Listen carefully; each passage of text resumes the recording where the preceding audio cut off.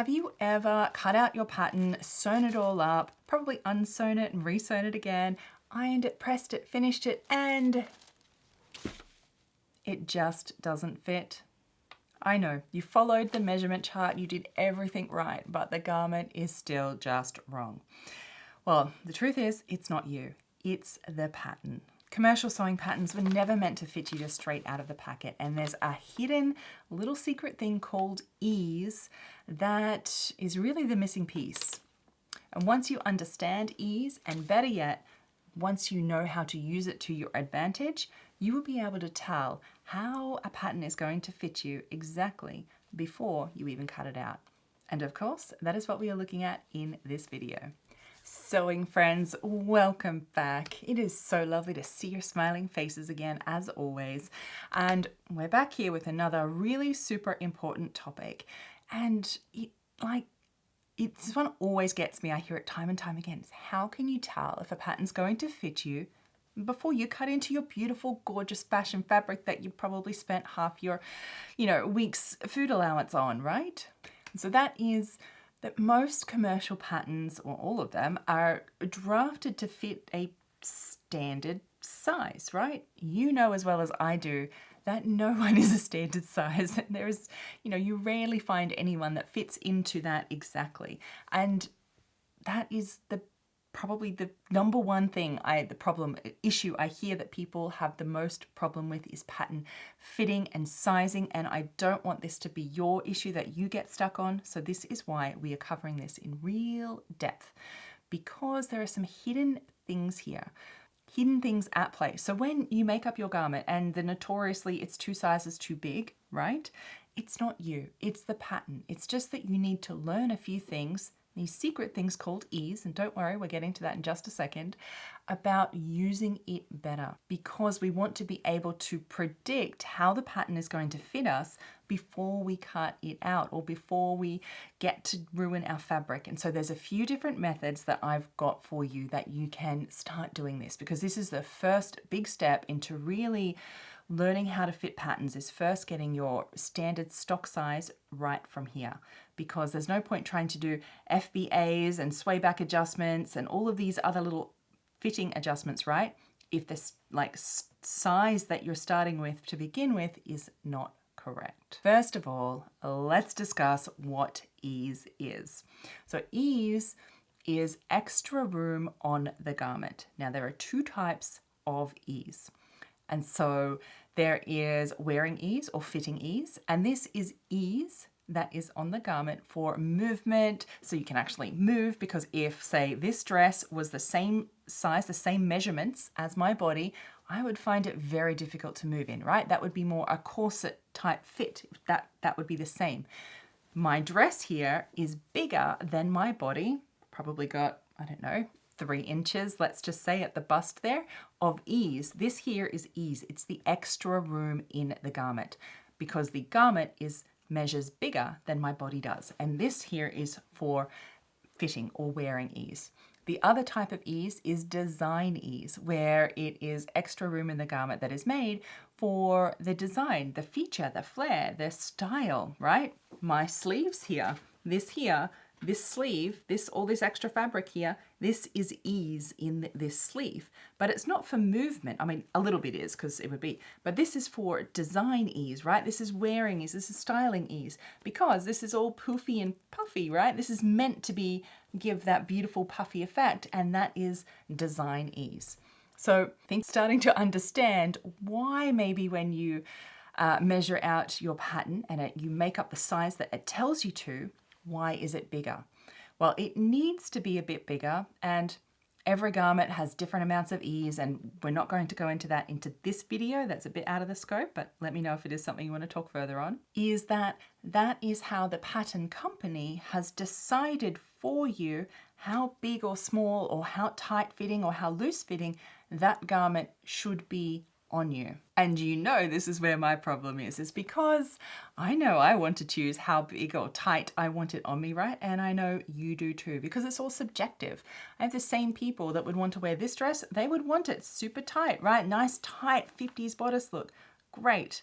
But other people want that same dress, but looser and more comfortable, say like this one is for me, that I can wear it more every day and I feel really comfortable doing all my chores and everything. So the amount of ease or how tight fitting we want our garments is completely subjective, and it's up to us. And that is what I want you to take control of.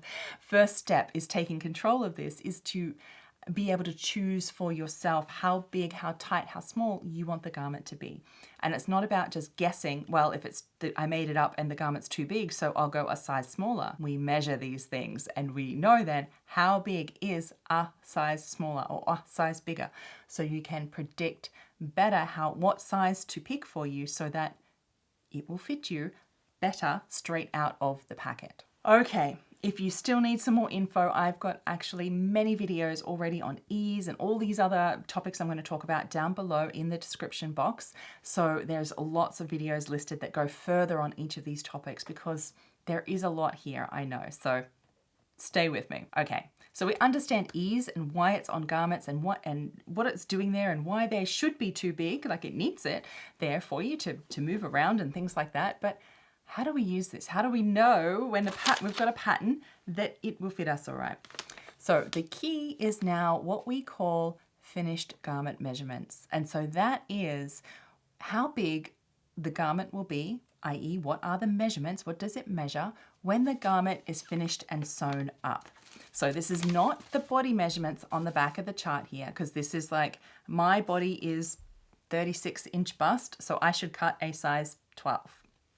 It is not that. The finished garment measurements are how big all of these pattern pieces in that size 12 will end up measuring when it's all sewn together and finished. Like this dress that I'm wearing right now, finished garment measurements.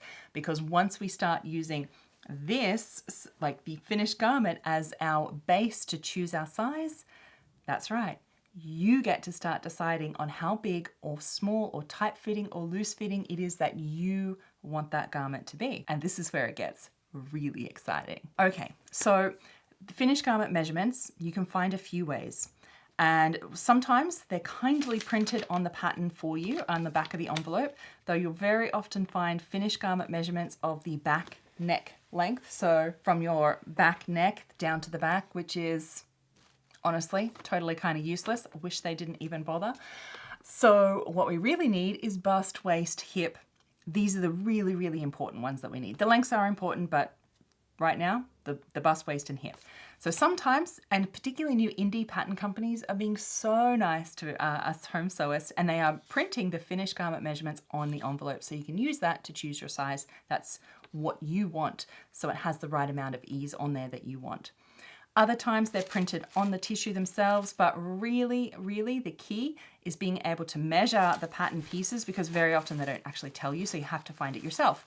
How you find it yourself is measuring the pattern pieces, minus all your seam allowances and hems and all of this sort of thing. You need to go all the stitch line and in the right places, but you can measure them to then figure out how big any pattern will be at any place on your body, that finished garment, and you can pick from there. So we're definitely out of the scope of this video.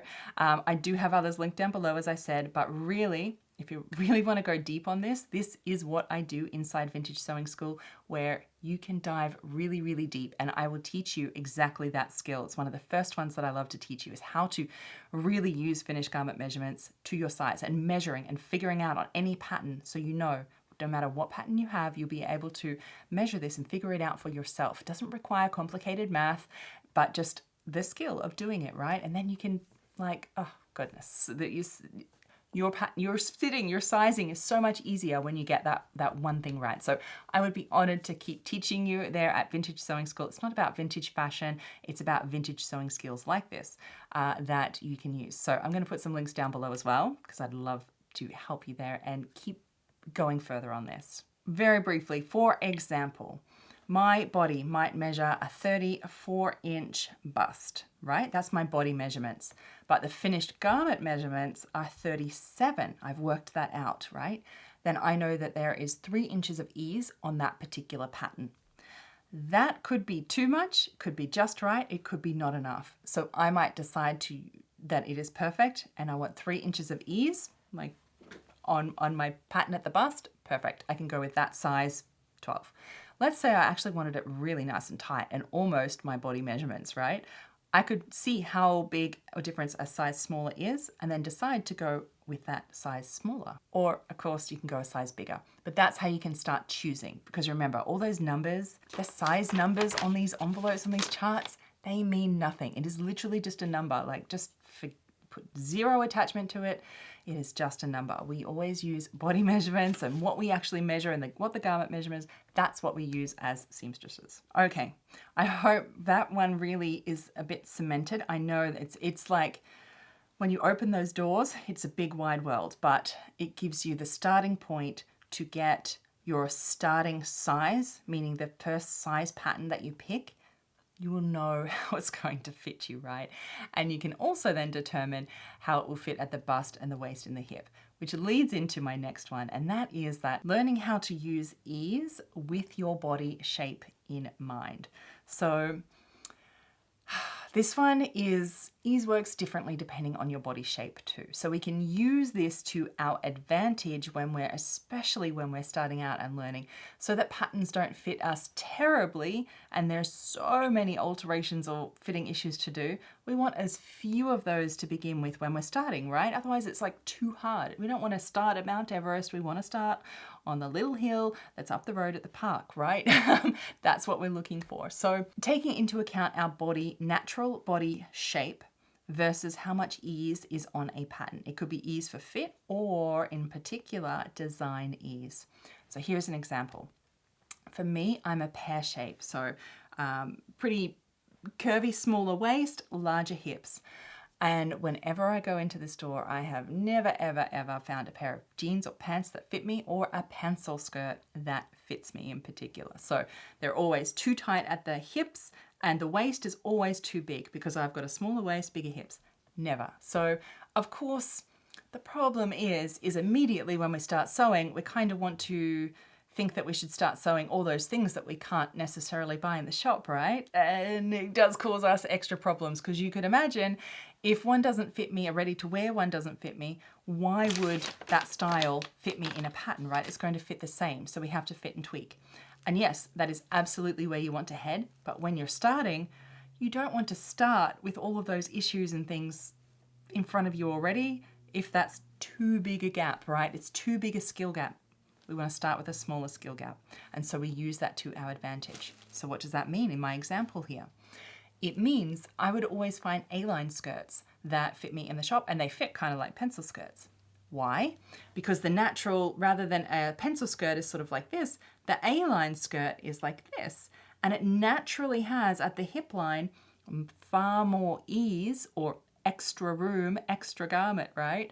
At the hips that I need for my body shape. And so a pattern is exactly the same. It naturally has more ease at that point that I need it for my body shape so that it just fits off the bat straight away. And so I can pick a pattern of an A-line skirt that is more fitted to my waist, measure that finished garment measurements to know how big I want it, pick that one, and then pick, naturally it will most likely, it always does, is to fit my hips. And it's more like a pencil skirt, but that's the whole point, is I don't then have to try and fit and alter all of these like hip adjustments or waist adjustments and not know where to go when I'm starting out, right? That's what you progress to as you get better and better and you understand how to adjust patterns, but you do not want to jump there from the start. Okay, so just quickly, other examples of this.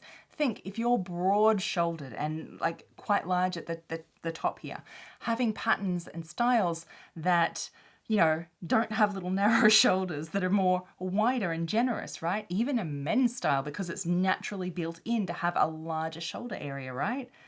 If you are, say, bigger in the bust or the tummy, actually is a good one. You don't want to pick a pattern that is a beautiful, like this hourglass fit, you know, shaped shift dress, right? Because it's probably not going to fit you very well to start with and you'll need a ton of alterations to fit you.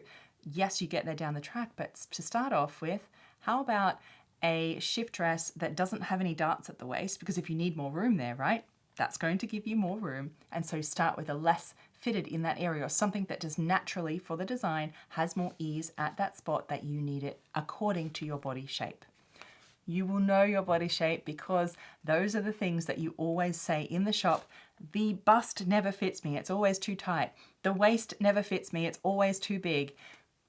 So you know what they are already and use that to your advantage when choosing your next pattern style. Okay, one more for you. The way to really tell before you cut your fashion fabric is to do your test run. This is what we call the toile, the mock-up, the muslin is your practice piece. So as you get better and better at measuring the patterns and using the finished garment measurements, you get a good size.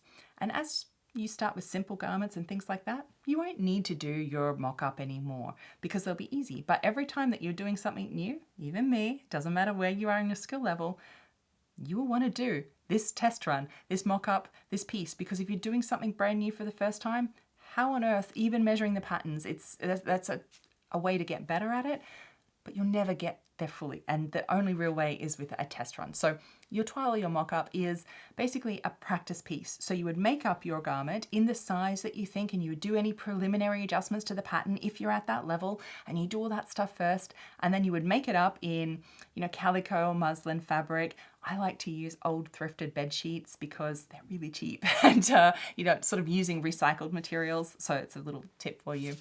And you would make it up in that kind of fabric. So you don't do any finishes on it. You don't finish the hem. You don't, finish necklines and facings and all that sort of thing. You just make the shell of the garment, making sure you stitch all your edges so they don't stretch out. But I won't go too far because, again, another side door we could open there. But you keep it simple so you can see the fit, where your lines are, how big it is, and make any adjustments from there. Because no one wants to find out when you've cut out your beautiful fashion fabric that it's 2 sizes too big, or worse, 2 sizes too small, or is just terrible for your shape, right? We don't want to fix that. So you've got a few levels to now think about using ease on your garment to pick and to know beforehand what the best size pattern on this little chart here will be for you to choose to start with. Remember, you're always going to have to do pattern adjustments still after that, and fitting and like molding and shaping it to your body is still always going to be needed after. The best part is none of these are really complicated skills, but it's enough that I hope it gives you confidence to now move forward, really having the power to choose your best size for your next garment. So remember, commercial sewing patterns were never intended to just fit you out of the box, and you really need to look at that finished garment measurements is the next level to really figuring out what's your best starting size. It's the missing piece, and you'll know then what size to choose best for you before you even cut out. And of course, if you are ready and want to go deeper with this, come and join me at Vintage Sewing School. I love to take it further and really show you how to do all this stuff, like the in-depth stuff, all those little side doors that we've got. That's what I do there. So I'm going to leave some links down below. And let me know in the comments. I would love to hear what's your biggest fitting issue when it comes to pattern size or fit. I'd love to hear it because I just might make a video about it as well. Until next time, my sewing friends, happy sewing. Bye.